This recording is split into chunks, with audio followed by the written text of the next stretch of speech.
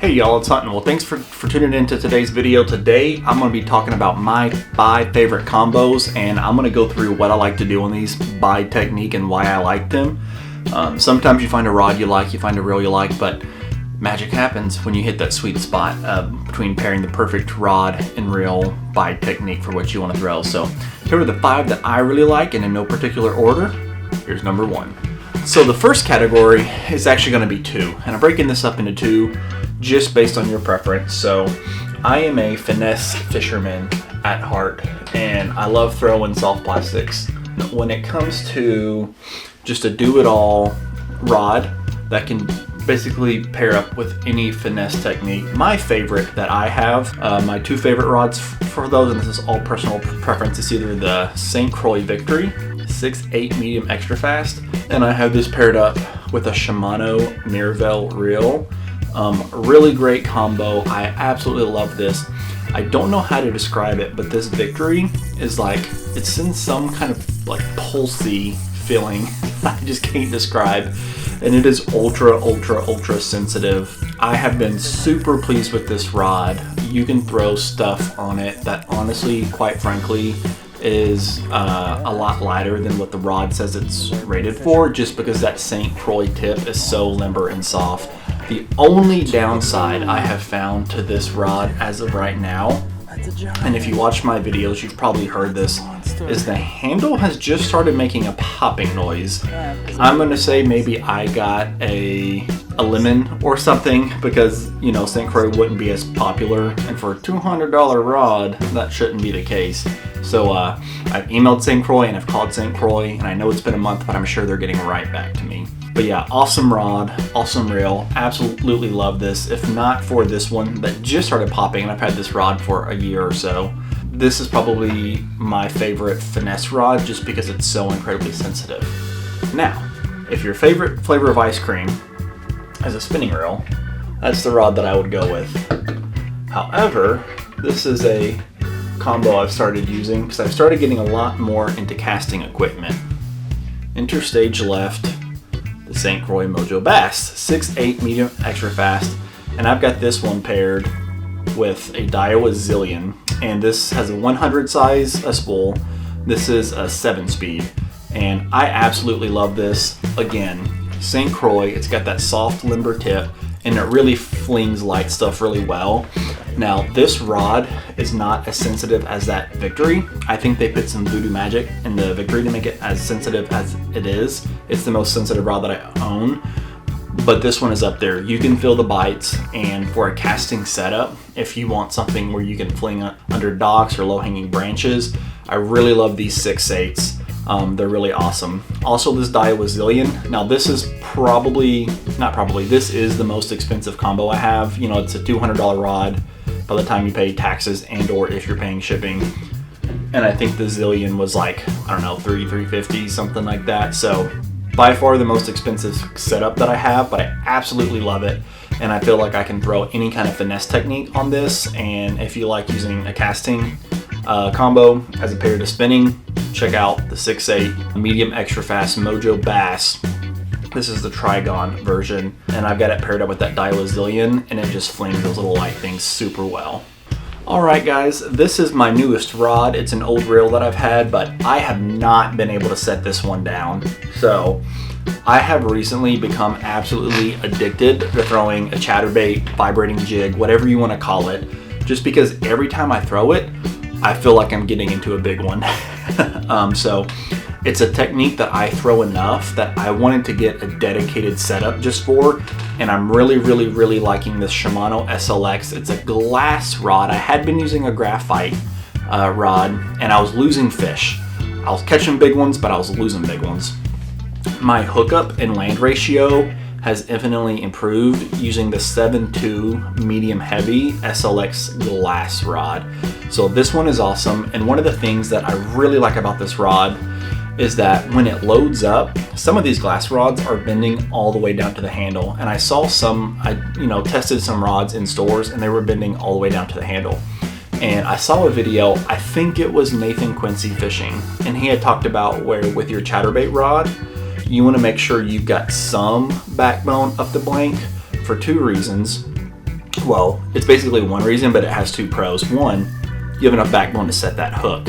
And two, a lot of times when you're throwing a chatterbait, you're going through grass or whatnot, and that gives you enough backbone to rip that chatterbait out of reeds, grass, whatever kind of junk that you're in. So I absolutely love this. If you follow my channel, I've been catching nonstop bigs on this one, and I haven't been able to set it down. There's nothing like a combo that just works, and then you're catching big fish on it. Not just fish, but big fish to validate. So I caught a 5.6 2 nights ago when I went out with this combo, and it pinned that bass. I was actually at a steep bank, and I had to walk down the bank like 20 something yards and kept that fish pinned until I could get him up to where the drop off wasn't so big in the pond. So love this one. I've got this paired up with the Shimano SLX XT reel, and it's a 6-speed. It's a 6.3. So with the chatterbait, I like that lower gear ratio for cranking. Again, if you're going through those reeds, think of it like a bicycle. The lower speed, the more power, or I guess like a car, but the lower gear, the more power and torque you should have. So that's very nice. The only time that I sometimes regret the 6-something speed is, and this could be with any combination, but if you have a fish running right at you, you really gotta let them have it to keep up with them. So I'll roll in some footage here of one that I caught the other day where I was fighting the fish, and then he decided to take off at me, and I had to burn it for all that I could to keep up with him. But I did, so.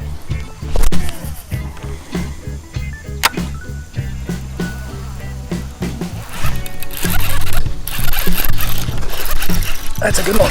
Oh yeah.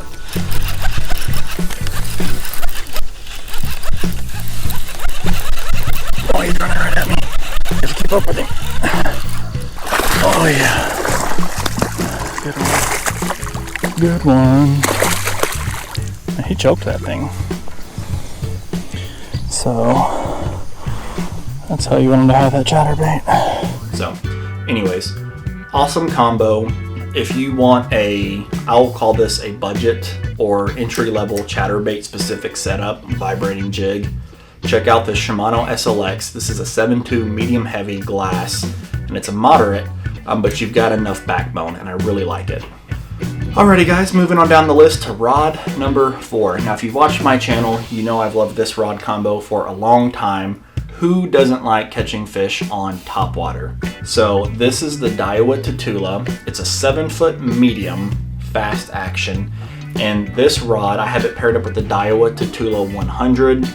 It pairs up so well for topwater. Absolutely love it. If I can catch him on topwater, that's how I want to catch him and how a lot of people want to catch him, because it's just so fun. But I absolutely love this rod for topwater.